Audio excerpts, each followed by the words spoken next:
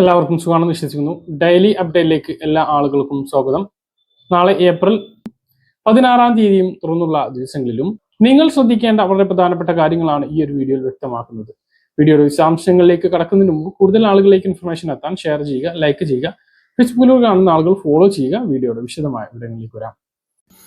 ക്ഷേമ പെൻഷനുമായി ബന്ധപ്പെട്ടും സ്ത്രീ സുരക്ഷാ പെൻഷനുമായി ബന്ധപ്പെട്ടും ജനങ്ങളെ തെറ്റിദ്ധരിപ്പിക്കുന്ന രൂപത്തിലുള്ള വാർത്തകൾ വന്നതിന്റെ അടിസ്ഥാനത്തിൽ പല ആളുകളും വാട്സപ്പിലൂടെ നമ്മളോട് അത് വിശ്വസിച്ച് സംശയങ്ങൾ ചോദിക്കുന്നുണ്ട്. ഏറ്റവും പ്രധാനപ്പെട്ടത് സ്ത്രീ സുരക്ഷാ പെൻഷൻ വിതരണം തുടങ്ങി, ഏപ്രിൽ മാസത്തേത് വിതരണം തുടങ്ങി എന്ന് പല ചാനലുകളിലും കണ്ടു എന്നുള്ളതാണ്. അതിൽ പറയാനുള്ളത് വിതരണം തുടങ്ങിയിട്ടില്ല, വിതരണം ഉടൻ തുടങ്ങുന്നതായിരിക്കും.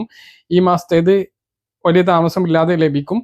നേരത്തെ തന്നെ ഇതിന്റെ ഉത്തരവൊക്കെ പുറത്തിറക്കിയിട്ടുണ്ട്, മെയ് മാസം വരെ ഉള്ളത്. അതിന്റെ അടിസ്ഥാനത്തിൽ ആ ഒരു തുക താമസിക്കുന്നില്ല, ലഭിക്കുക തന്നെ ചെയ്യും. പക്ഷെ അതിന്റെ വിതരണം ഇതുവരെ ആരംഭിച്ചിട്ടില്ല എന്നുള്ളതാണ് ഏറ്റവും പ്രധാനമായിട്ട് ഓർമ്മിപ്പിക്കാനുള്ളത്. മറ്റൊന്ന്, സാമൂഹ്യ സുരക്ഷാ പെൻഷൻ ഇനി മെയ് മാസത്തിലാണ് ലഭിക്കുക.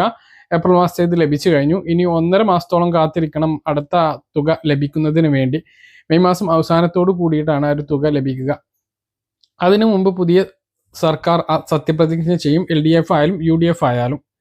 ഏറ്റവും പ്രധാനപ്പെട്ടത്, ഇനി പെൻഷൻ 3000 നേരത്തെ തന്നെ, അതായത് ഭരണം മാറിയ ഉടനെ തന്നെ 3000 ലഭിക്കും എന്ന തരത്തിലുള്ള വാർത്തകളും പല ആളുകളും ചെയ്യുന്നുണ്ട്.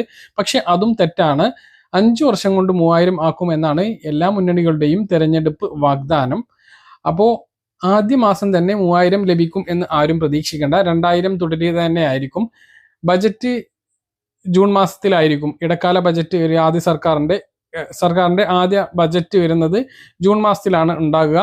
അതിൽ ചിലപ്പോൾ ഭരണം കിട്ടിയ സന്തോഷത്തിൽ, തുടർഭരണം കിട്ടിയ സന്തോഷത്തിലോ അല്ലെങ്കിൽ ഭരണമാറ്റം സംഭവിച്ച പശ്ചാത്തലത്തിലോ വരുന്ന സർക്കാർ 200 രൂപ കൂട്ടുകയാണ് എങ്കിൽ 2200 രൂപയാകും. അതിൽ കൂടുതലൊന്നും പ്രതീക്ഷിക്കരുത്. മാക്സിമം ഒരു 200 രൂപ അല്ലെങ്കിൽ 100 രൂപ, അങ്ങനെ ഒരു വർധനവ് നമുക്ക് പ്രതീക്ഷിക്കാം. ഇല്ലെങ്കിൽ 2000 തുടരും. ആ ഒരു രീതിയിൽ തന്നെ ആയിരിക്കും അടുത്ത പെൻഷൻ വിതരണം ഉണ്ടാകുക എന്നുള്ളത് പ്രധാനമായിട്ട് ഓർമ്മിപ്പിക്കുകയാണ്. അല്ലാതെ കൂടുതലൊന്നും പ്രതീക്ഷിക്കേണ്ട.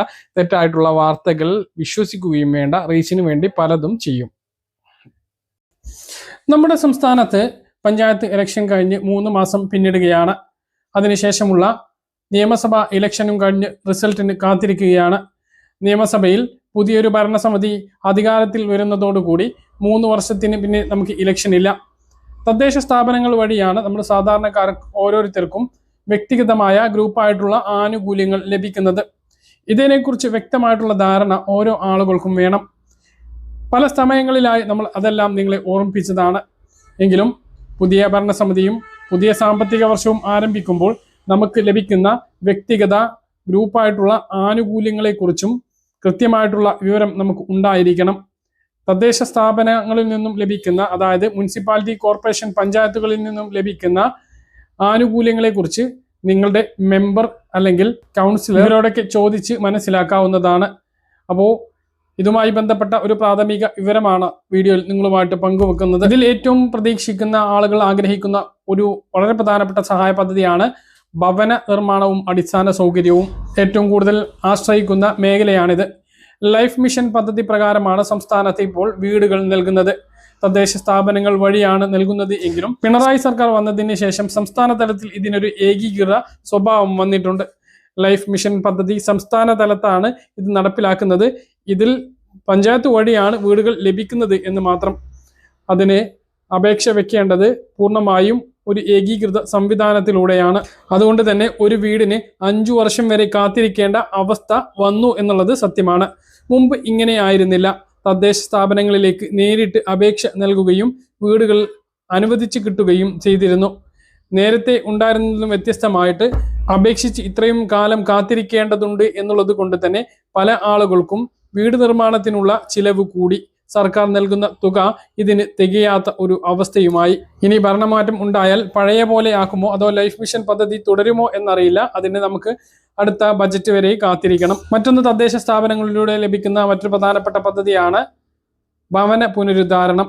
പട്ടികജാതി പട്ടിക വിഭാഗങ്ങൾക്കും മറ്റുള്ളവർക്കും വീടുകൾ അറ്റകുറ്റപ്പണി നടക്കുന്നതിന് ഗ്രാന്റുകൾ അനുവദിക്കാറുണ്ട്.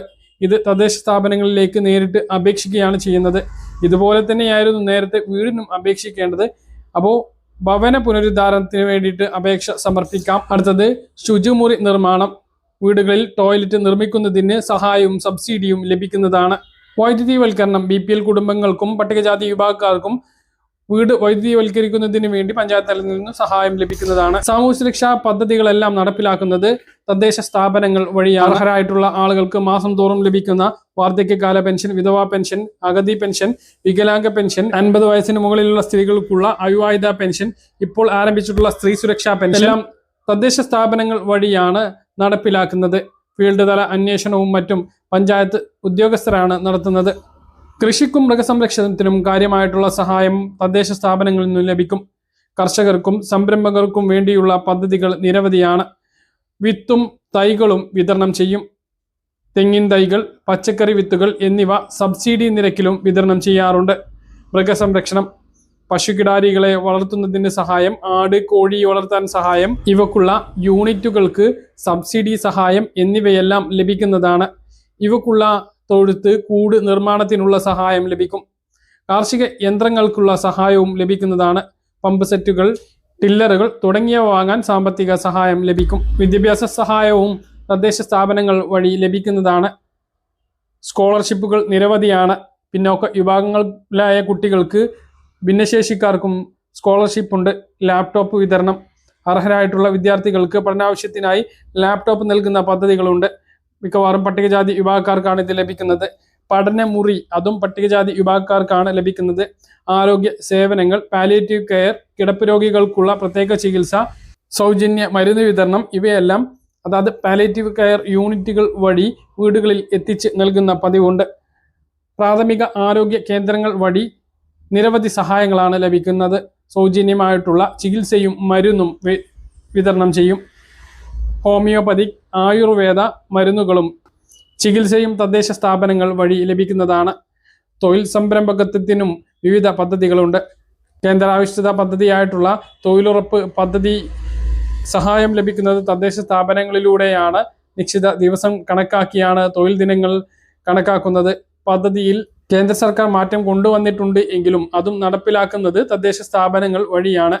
മാലിന്യ സംസ്കരണം, ബയോഗ്യാസ് പ്ലാന്റ് നിർമ്മാണം, കിണർ റീചാർജിംഗ് എന്നിവയ്ക്കെല്ലാം സഹായം ലഭിക്കും. മത്സ്യകൃഷിക്ക് സഹായം ലഭിക്കുന്നതാണ്. വ്യവസായങ്ങൾ തുടങ്ങാൻ സഹായം ലഭിക്കും. ചെറുകിട വ്യവസായങ്ങൾ തുടങ്ങുന്നതിന് സബ്സിഡിയും ലൈസൻസ് നടപടികളും എളുപ്പമാക്കുന്നതിനും തദ്ദേശ സ്ഥാപനങ്ങളിലൂടെ സഹായം ലഭിക്കും. സംസ്ഥാനത്ത് സ്മാർട്ട് വെബ്സൈറ്റ് യാഥാർത്ഥ്യമായതോടുകൂടി മിക്ക സേവനങ്ങളും അക്ഷയ കേന്ദ്രങ്ങൾ വഴി citizen.lsg.kerala.gov.in എന്ന വെബ്സൈറ്റ് വഴിയാണ് അപേക്ഷ സമർപ്പിക്കേണ്ടത്. റേഷൻ കാർഡ്, ആധാർ കാർഡ്, വരുമാന സർട്ടിഫിക്കറ്റ് തുടങ്ങിയ രേഖ എല്ലാത്തിനും വേണം. അത് എന്ത് അപേക്ഷ നൽകുകയാണ് എങ്കിലും കയ്യിൽ ഇത് കരുതാൻ മറക്കരുത്. വിവിധ പദ്ധതികളെക്കുറിച്ച് അറിയുന്നതിന് വേണ്ടി നിങ്ങളുടെ തദ്ദേശ സ്ഥാപന ജനപ്രതിനിധി, അതായത് പഞ്ചായത്ത് മെമ്പർ അല്ലെങ്കിൽ മുനിസിപ്പൽ കൗൺസിലറുമായി ബന്ധപ്പെട്ട് ഈ വർഷം എന്തൊക്കെ സഹായങ്ങളാണ് നമുക്ക് ലഭിക്കാവുന്നത് എന്നുള്ളത്, അതായത് ഓരോ വ്യക്തികൾക്കും പല വിധത്തിലുള്ള സഹായങ്ങളായിരിക്കും ലഭിക്കാൻ സാധ്യത. അപ്പം നമുക്ക് അനുയോജ്യമായത് എന്താണ് ഉള്ളത് എന്ന് ചോദിച്ച് മനസ്സിലാക്കി അപേക്ഷ നൽകാൻ വേണ്ടി ശ്രദ്ധിക്കുക. തീറ്റ സബ്സിഡിയും ക്ഷീര ഇൻഷുറൻസും മൃഗസംരക്ഷണത്തിന് ലഭിക്കുന്നതാണ്. ആട് വളർത്തുന്നവർക്കും പശു വളർത്തുന്നവർക്കും ഇത് സഹായകരമാണ്. മുതിർന്ന പൗരന്മാർക്ക് വലിയ സഹായങ്ങൾ ലഭിക്കും. ക്ഷേമ പെൻഷൻ, പാലിയേറ്റീവ് കെയർ എന്നിവയ്ക്ക് പുറമെ നടക്കാൻ ബുദ്ധിമുട്ടുന്നവർക്ക് ഊന്നുവടി, വീൽചെയർ, കേൾവി സഹായി എന്നിവ സൗജന്യമായി വിതരണം ചെയ്യുന്നുണ്ട്. കാഴ്ചപരിമിതിയുള്ളവർക്കും കണ്ണട നൽകുന്ന പദ്ധതി, ദന്തനിര മാറ്റി സ്ഥാപിക്കുന്നതിന് മന്ദഹാസം പദ്ധതി, ഷുഗർ പരിശോധിക്കാൻ ഗ്ലൂക്കോമീറ്റർ നൽകുന്ന വയോമധുരം പദ്ധതി, ഇങ്ങനെ നിരവധി പദ്ധതികളുണ്ട്. അപ്പോൾ ഇവയൊക്കെ കുറിച്ച് അറിയുകയും നമുക്ക് ആവശ്യമായിട്ടുള്ള, നമുക്ക് ലഭ്യമാകുന്ന സഹായങ്ങൾ നേടിയെടുക്കാൻ വേണ്ടി ശ്രദ്ധിക്കുകയും ചെയ്യുക. ഇതിന് എല്ലാവരും ഓരോ കാര്യങ്ങളും അറിഞ്ഞിരിക്കണം. എല്ലാ ഗ്രാമസഭകളിലും എല്ലാവരും പങ്കെടുക്കുകയും സഹായങ്ങളെക്കുറിച്ച് അറിയുകയും ചെയ്യുക. പറഞ്ഞ കാര്യങ്ങൾ കൃത്യമായിട്ട് മനസ്സിലാണെന്ന് കരുതുന്നു. ഇതുപോലുള്ള ഇൻഫർമേഷനുകൾക്ക് ഫോളോ ചെയ്യുക, സബ്സ്ക്രൈബ് ചെയ്യുക. മറ്റൊരു വീഡിയോയുമായി നമുക്ക് വീണ്ടും കാണാം. ഇതുവരെ